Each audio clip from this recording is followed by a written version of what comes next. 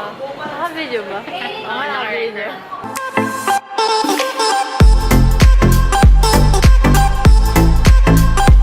Hi guys, Melis here from Daily Ventures, and I'm so excited to open my new vlogging camera with you guys. And I'll have a quick storytelling tungkol sa dati kong camera and kung bakit ko binili yung camera ko ngayon. If you guys watch my videos, may isang video doon is na-mention ko na binibenta ko yung camera ko, which is the Nikon D3200. And nabenta ko siya with na hindi naman ganong kalakihan, and then yung pera na yun is in-invest ko. And yung in-invest ko na yun, hindi pa siya nabibenta. Kasi pera na yun, binilhan ko ng mga damit. And yung mga damit na yun, hindi pa nabibenta. So, kailangan ko na yung camera.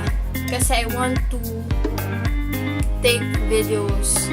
Well, kaya naman sa camera, cellphone camera, pero hindi ko kasi manipulate yung settings na gusto ko sa isang cellphone camera compare sa isang camera. So, I decided na, fine, I'll buy. Bahala na. I'll just make a way para magkaroon ng pera at mabayaran yung camera. Hindi alam ng mga friends ko na I have YouTube. Hindi alam. So, parang itong best friend ko, parang nalaman lang through Instagram. And then, she approached me na ganto ganyan. And then, she said na, kaya naman daw niya akong tulungan na she'll borrow her mom's credit card. What? And then, yun, kailangan ko nga lang bayaran. Which is malaking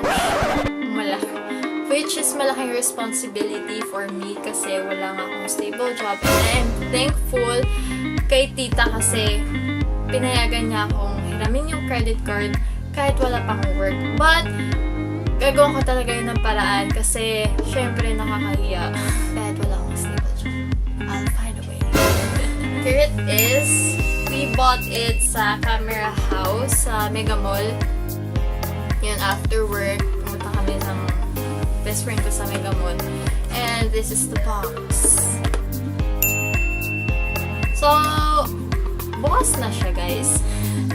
Yun nga, habang nasa pila kami ng FX, tinatanong ko ng best friend ko, unbox, pero nakabukas na. What? Well, nasa loob pa rin naman siya ng box, diba? Pero yun.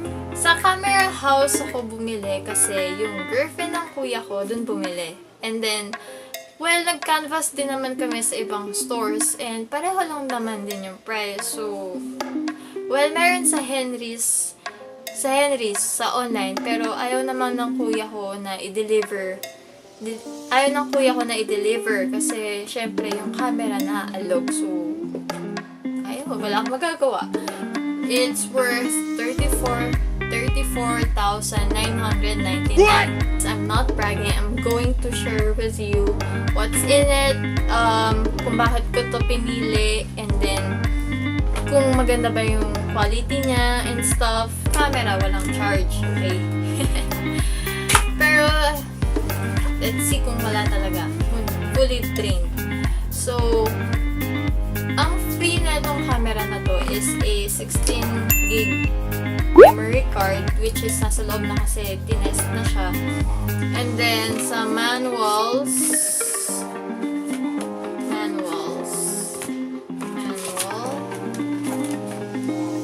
sorry sa maingay. And then, may free na bag.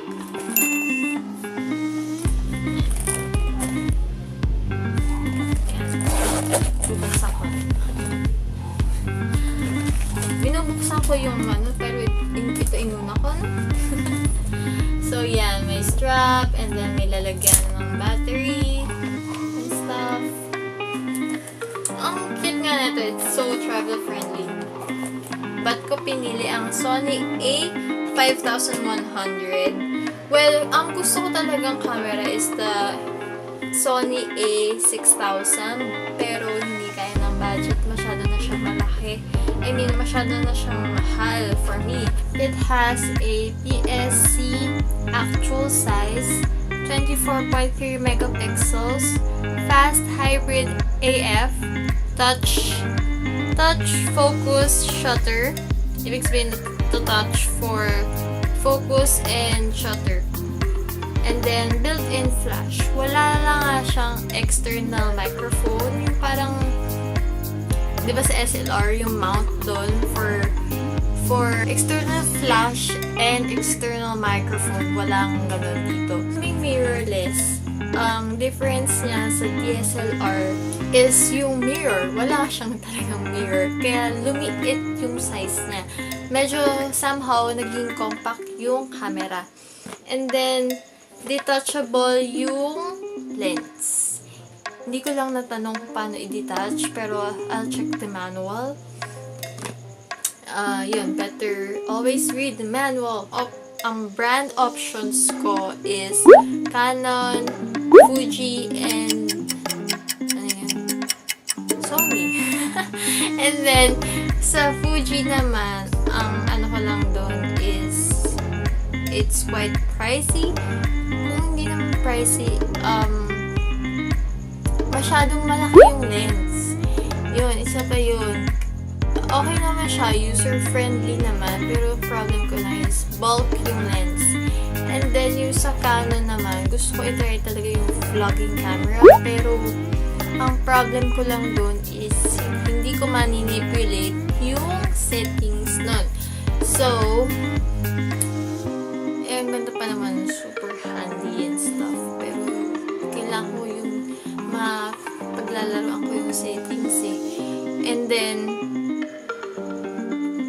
yun sa ano naman, sa Sony, ang pinagpipilihan ko dun is ito yung Sony Alpha 5100 and the Sony Alpha 6000, pero yun nga, quite pricey yung 6000, and then hindi na-flip na 160 degrees yung screen, LCD screen, and then ayun lang, hindi ganun ka user-friendly, pero kailangan mo lang na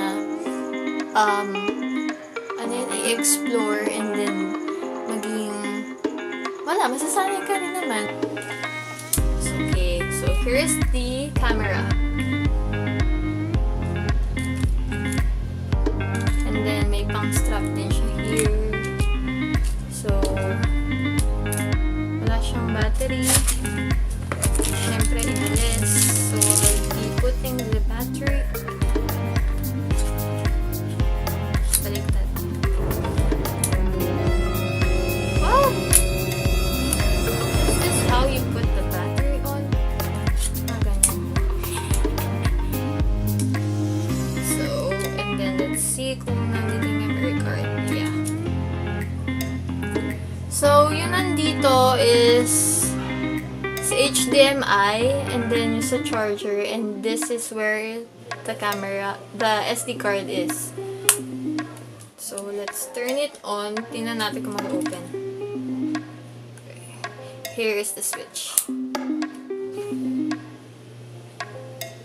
Oh, it opened. No. It opened, pero nakalagay battery exhausted. So, yun. Since kailangan ko pa siya i-charge for 3 hours, I'll be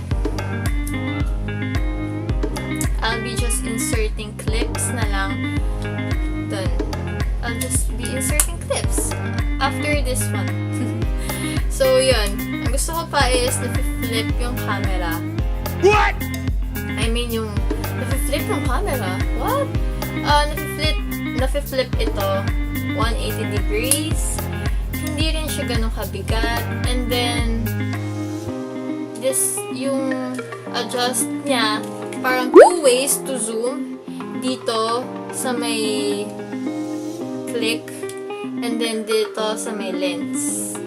And then, yung mga menus niya is nasa loob. Sorry, low-bat talaga.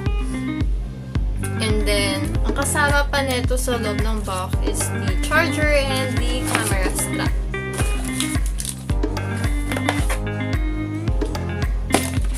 So, I'll just be inserting a clip. Okay? Pag i-charge siya, hindi na separate. What I mean is, nandito yung charge and ganito siya. Ngayon ko lang na-realize. Pinakita to sa akin kung paano siya i-charge and then ngayon ko lang siya pinansin. Ganun pala siya. So, mas maganda talaga na bumili ka ng charger na separate. Yung battery lang talaga. Pang battery lang.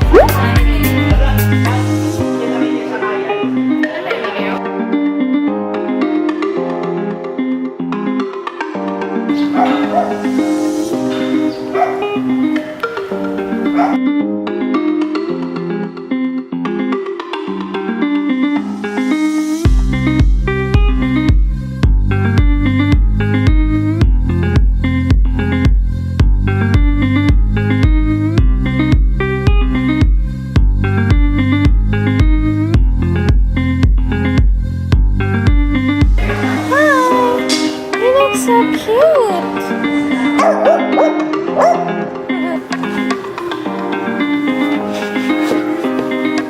Hello!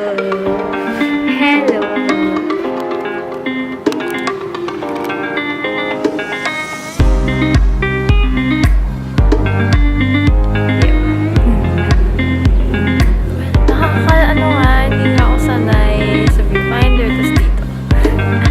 Kasi it in focus, parang hindi ko na oh, this is so convenient. Yan! Hi guys, it's Melissa. I'm doing some test shots. I'm at the rooftop and then ito ang kinunang kong view.